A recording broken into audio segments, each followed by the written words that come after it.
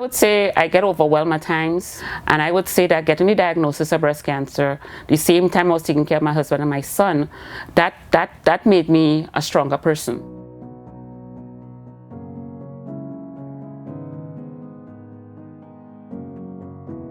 I moved to Staten Island 15 years ago from Florida, and getting here, basically, it wasn't an easy road per se.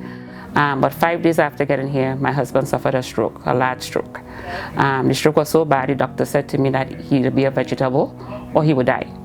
A week after that, our son, who was 18 months old at the time, he got diagnosed with autism. So now I had like two things going on. I had to be in contact with my husband's doctors and trying to get my son evaluated the proper way to get his services and what have you. I had just turned 40, and I decided to give myself a 40th birthday present. Nothing out of the ordinary like I used to do before. I said, you know what though, 40, let me go have my first mammogram. So I remember going to Project Hospitality mammo van, scan van, that was on Richmond Avenue.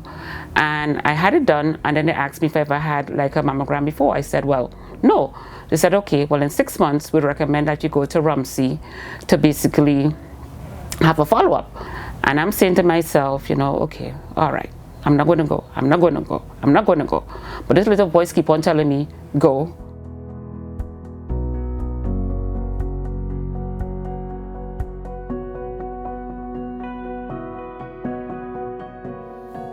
All this is going on while I'm taking care of my husband, who suffered a massive stroke, and my son, who was autistic at 1.5 years old.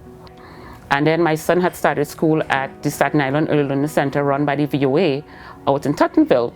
And one of the parents now, she wanted me to be on some parent council, whatever the case is. I told her, well, no, I can't, because I have to go for chemo treatment. Next thing I knew, and to be totally honest with you, I started hearing my doorbell ringing from that afternoon. People who I never met in my entire life, people who I didn't know, coming with this tray of food. They're bringing food, they're bringing groceries, they're bringing clothes for my family. They're taking my son for haircuts. All this stuff by people who I did not know. It was then that I realized that all the things that we hear about Staten Island is not true. Because, you know, you go to all the different boroughs, oh, you all on Staten Island is so discriminatory, you're all so racist over there, you all don't like people over there, whatever the case is. And I'm always want to tell them that is not true. Staten Island is none of that. You know what I'm saying? So it's then that I realized that if I get the opportunity to pay it forward, I'm going to pay it forward.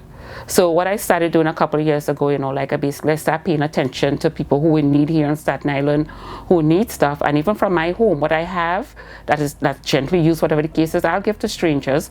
I'll see people on the street, I'll give to people on the street and what have you. Until the pandemic, when I realized how bad it really was. I first got more involved with the urban ferries of Staten Island. And it's through the urban ferries that I was introduced to the Staten Island Community Partnership, and it has been no turning back since.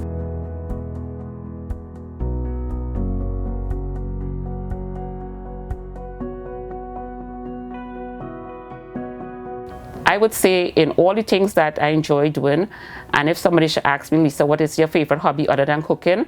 I would say giving it back to the community, because it's of extreme importance to me.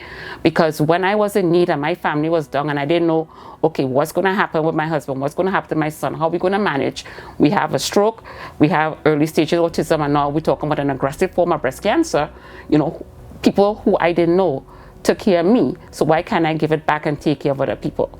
You know, so this is my passion in life, basically, is to continue serving people, continue helping organizations, making sure that people don't go through what I went through. And even though people is going through what I went through, I want them to be brave enough to come out and speak and don't be ashamed of accepting help. So that is my story, and this is why I love Staten Island.